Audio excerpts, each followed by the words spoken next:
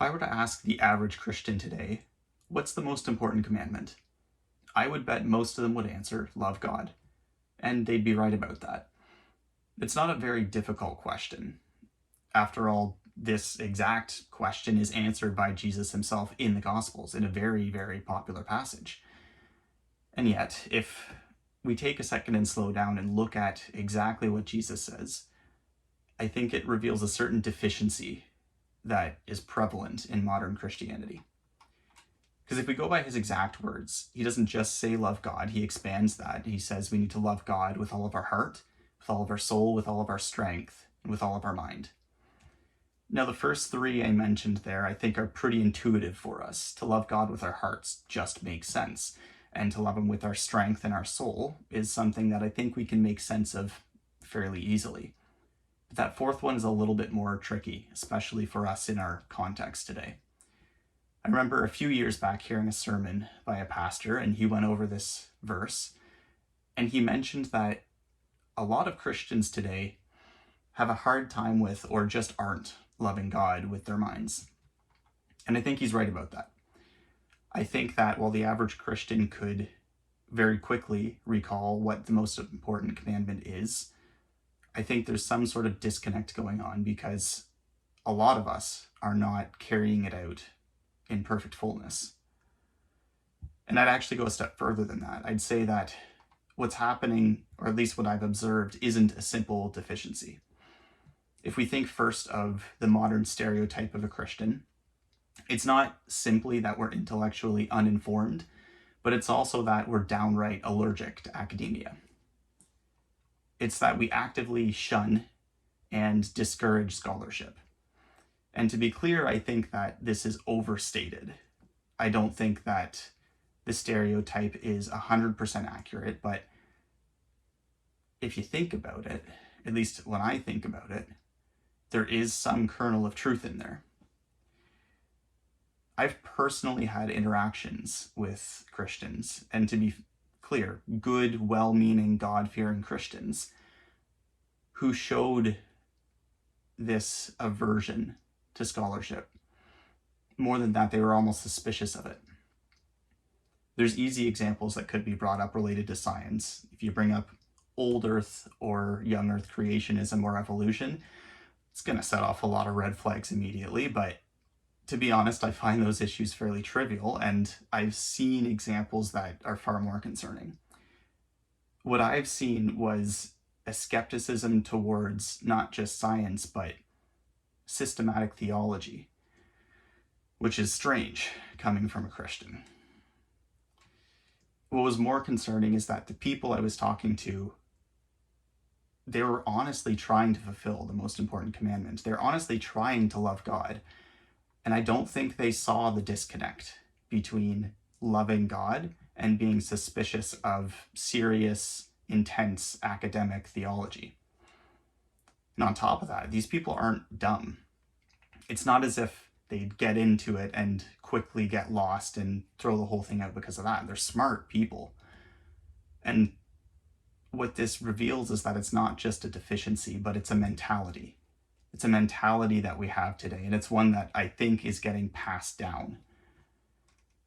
In the face of all that, especially given the context of the most important commandment, I think it's only fair to ask what's happened.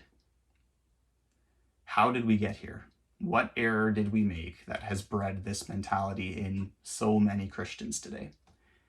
And there's a lot that could be said about that. And I think it'd be naive to attribute the entire issue to one singular cause. But as I've thought about it,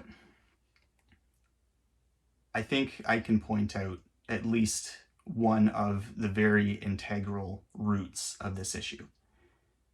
And it's the false dichotomy that we've accepted, that we've taken on, that separates matters of the heart and matters of the mind. I think what we've done today is we've drawn a hard line between the head and the heart. And we've created two totally separate and distinct spheres in our lives. We've organized our lives then into one of the two spheres.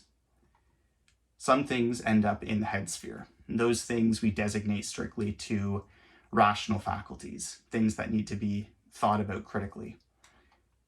And we go a step further and we actually protect those things, because if we let the subjectivity and the emotions of the heart in, I think we fear it's only going to cloud our judgment in that area.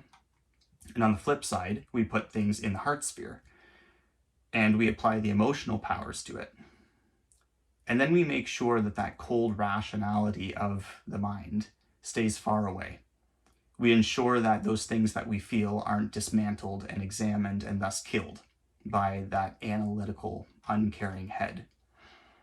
And within this false framework that we've accepted, it seems that we've taken the whole lot of faith, religion, and love and tucked them away neatly into the heart sphere.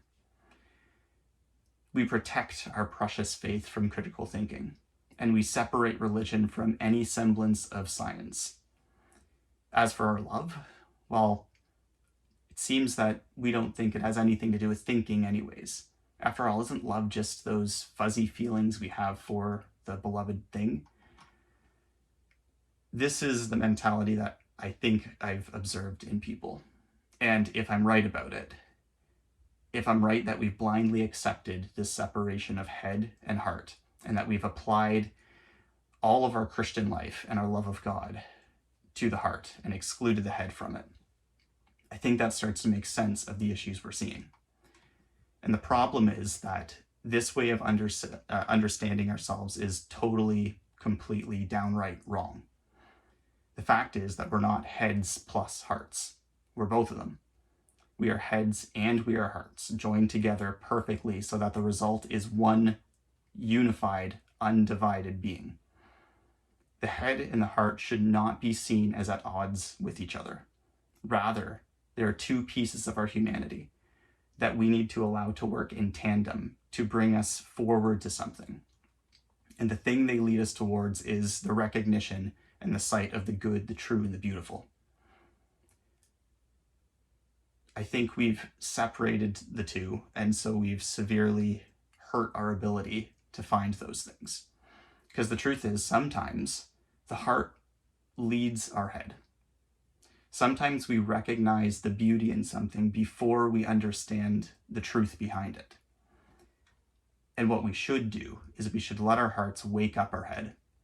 We should let our hearts beckon forth the mind to come and investigate this thing that we found beautiful and to figure out what the truth behind it is. That's not going to kill our love. That's going to strengthen it. And other times, the head recognizes something is true before we see it as beautiful. Sometimes we know that something makes sense, and yet it still scares us, and we can't accept it as lovely. And what should be done is the head should go wake up the heart, to bring it forward and to tell it to take a serious look at this thing and to reveal the beauty in it to us so that we can love it all the more. If instead of doing this, we leave the two spheres completely separate, then they're a lot more likely to lead us into errors because they're not working together. These two areas of ourself, they need each other. They need to work in tandem to work properly at all. And if we keep these things separate, we find that all we're doing is pitting our own humanity against itself, and that doesn't do good for anyone. If we apply these things back to the greatest commandment, then it becomes very clear what Jesus is telling us to do. It wasn't 3 or 4 different actions. It was a single, complete action. It's not an addition of things, but it's a clarification of that one thing at the beginning. The most important commandment is simply to love God with all of yourself, with all your heart, with all your soul, with all your strength, with all your mind. Because that's the only way to love him. If we hold back any piece of our humanity, then we're holding back some piece of our love. For Christians, then, to think about the faith is not a suggestion. It is an inseparable part of the most important thing we can do, loving God. So what do we do then? I was reading through Ephesians and I came across this passage in chapter 5. Awake, O sleeper, and arise from the dead, and Christ will shine on you. We need to wake up from our intellectual slumber, and we need to resurrect our intellectual love for the one true God. And if we do that, we will find Christ shining on us, illuminating our minds through our love. We are created to love God with all of us, all of ourselves. That includes loving God with our minds. And we're supposed to take great pleasure in what he reveals to us, because there is great pleasure in that. That pleasure is rightly called joy. That's what's awaiting us if we will wake up and love God as he commanded us to do it. That's our purpose. Let's start living up to our purpose.